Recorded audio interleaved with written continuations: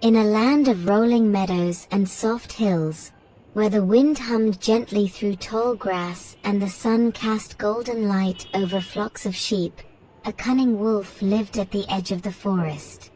He was lean, his coat ragged, and his yellow eyes sharp with hunger. He had long watched the shepherd's flock from a distance, hidden among the trees, longing for an easy meal. But day after day, the wolf's plans were foiled.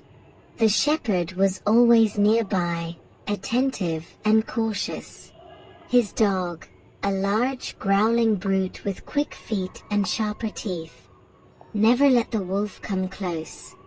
No matter how stealthy the wolf tried to be, he could never breach the safety of the pasture. One evening, as the sky blushed pink with the setting sun, the wolf wandered along a narrow path near the shepherd's pen. There, lying on the ground beside a bush, was something curious, a sheepskin, freshly removed and carelessly discarded.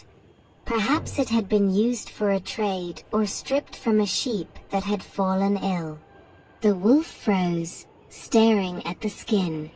Then a thought crept into his mind, sly and dangerous. "If I were to wear this," he murmured to himself, "I could walk among them.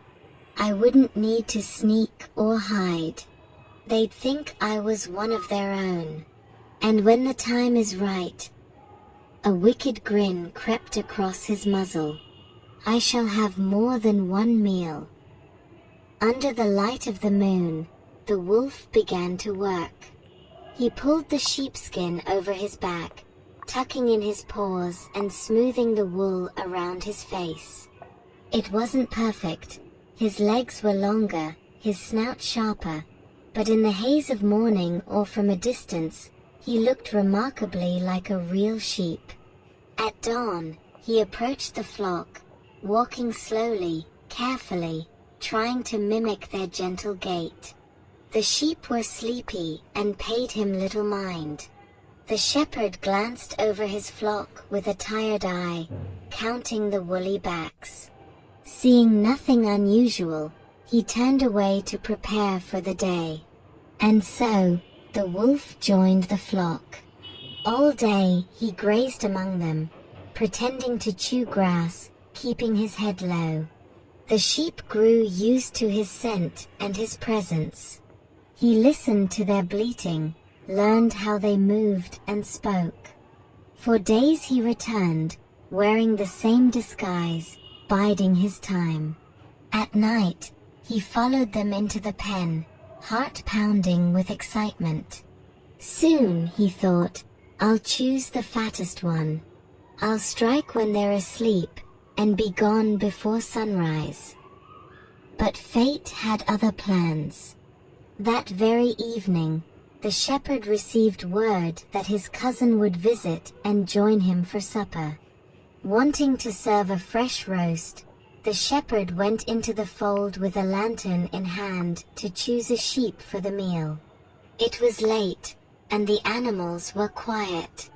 The shepherd, not wanting to disturb them too much, looked for one that was already near the edge, one that looked plump and slow.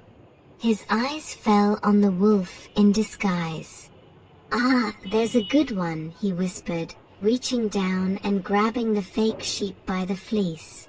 The wolf tensed but dared not move. He could not cry out. If he did, he would be exposed. The shepherd carried him to the barn, tied his legs, and prepared his tools. It was only when he began to trim the fleece that he saw what lay beneath, the coarse, matted fur of a wolf. With a cry of shock, the shepherd stumbled back, lantern falling to the ground. "By the gods," he muttered, "a wolf, in sheep's clothing." The shepherd called for his dog and the other villagers. The wolf was seized before he could flee, and he was cast out of the valley forever, wounded, humiliated, and never trusted again. Moral: those who pretend to be something they are not, especially with wicked intent, will eventually be discovered and punished.